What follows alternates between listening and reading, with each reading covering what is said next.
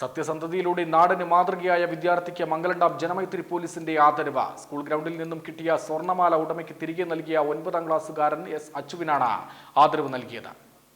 മംഗലം Lourdumatha higher secondary സ്കൂളിലെ വാർഷികാഘോഷം കാണാനെത്തിയ നിള എന്ന കുട്ടിയുടെ 1.5 പവനോളം വരുന്ന സ്വർണ്ണമാല നഷ്ടപ്പെട്ടിരുന്നു. വീട്ടുകാരും സ്കൂൾ അധികൃതരും ചേർന്ന് തിരഞ്ഞെങ്കിലും കണ്ടെത്താനായില്ല. 2 ദിവസത്തെ അവധിക്ക് ശേഷം തിങ്കളാഴ്ച സ്കൂളിലെത്തിയ എസ് അച്ചുവിന് ഗ്രൗണ്ടിൽ നിന്നും ഒരു മാല ലഭിച്ചു. ഉടൻ ക്ലാസ് ടീച്ചറെ ഏൽപ്പിച്ച് ഓഫീസിൽ വിവരമറിയിച്ചു. ഗ്രൗണ്ടിൽ നിന്ന് ലഭിച്ച മാല വാർഷികാഘോഷത്തിൽ നഷ്ടപ്പെട്ടതാണെന്ന് ഉറപ്പുവരുത്തിയ ശേഷം അടുത്ത ദിവസം സ്കൂൾ അങ്കണത്തിൽ വെച്ച് മാല ഉടമയ്ക്ക് കൈമാറുകയും ചെയ്തു. സച്ചുവിന്റെ സത്യസന്ധതയ്ക്കും മാതൃകാപരമായ പെരുമാറ്റത്തിനുമാണ് ജനമൈത്രി പോലീസ് ആദരവ് നൽകിയത്. Mangalam police sub inspector NB Sunilkumar, Janamaithri beat ഓഫീസർമാരായ P ജിതേഷ്, VR സജന എന്നിവർ പങ്കെടുത്തു. കല്ലാനക്കര ശിവദാസ് സുനിത ദമ്പതികളുടെ മകനാണ് അച്ചു. UTV news, Palakkad.